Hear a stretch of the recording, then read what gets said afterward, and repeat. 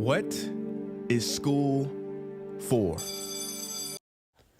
School is supposed to provide students with an education that allows them to acquire knowledge, skills, values, and attitudes which aid in the development of their intellectual, social, and emotional capabilities. The goal is to promote an inclusive environment where students can develop the ability to learn and obtain knowledge, ultimately preparing them for a life outside of the education system. The purpose of an education is clear, but various school systems fail to provide students with curriculums that promote the act of learning. The banking system in education is very prevalent in standard education practices, which emphasizes memorization as opposed to the praxis of learning.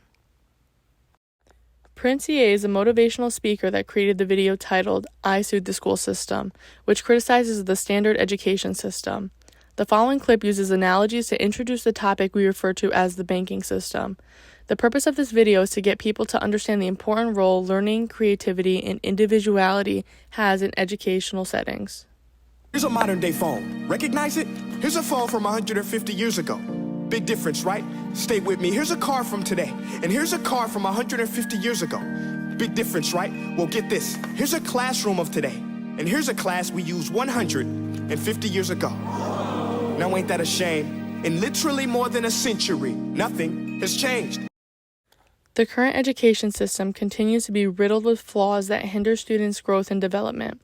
From insufficient funding to outdated teaching methods, America's education system can benefit from reform by implementing innovative solutions to support the future generations that will soon be dominating our society. Some educators have been aware of these flaws within the system and have attempted to implement new ways of teaching. A 12-week course created by Jim Clack was designed to expose students to an emancipatory-style education.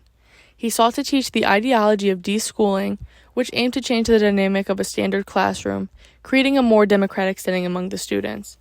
Though the article explains that the experiment was a lot of trial and error, the author was able to recognize that change is possible and needs to be made. Improvement in the education system does not stop at the structural reform of school. The marginalization of minority students in educational settings has been a prevalent issue that is noticed not by the policies and structures of schools and universities, but observed through the curricula being taught.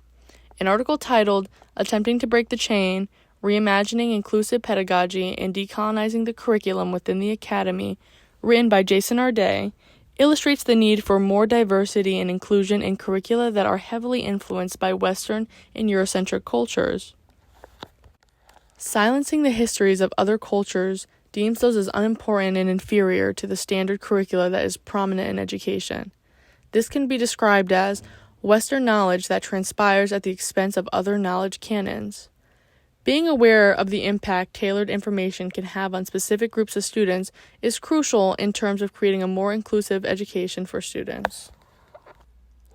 15 Black, Asian, and minority ethnic students were selected from several different universities to participate in a study that aimed to gather viewpoints on decolonizing the standard curriculum in hopes to create a more inclusive pedagogy within higher education. After Jason Arday's study was completed, researchers noticed common themes throughout all of the information that was collected. Marginalization, the concept of belonging, the importance of a curriculum that included more cultural and diverse information, and ultimately the need for a completely decolonized curriculum were three similar viewpoints each student had. Overall, a progressive outlook surrounding education's improvement has the power to create an environment where students can thrive and succeed. This can be achieved by incorporating inclusive curricula, implementing techniques that engage with critical pedagogy, and ultimately revising outdated teaching methods that do not effectively aid in the engagement and success of students. Improving education is crucial because it impacts individuals and society as a whole. What will it take to permanently implement new and progressive techniques into educational settings that will create an inclusive and engaging environment for students? Reform does not happen if action is not taken. The power of protests and affirmative action are ways that can help get the message across. Students today are our future, so it's crucial that they are equipped with the education that will aid them in success throughout their lives outside of school.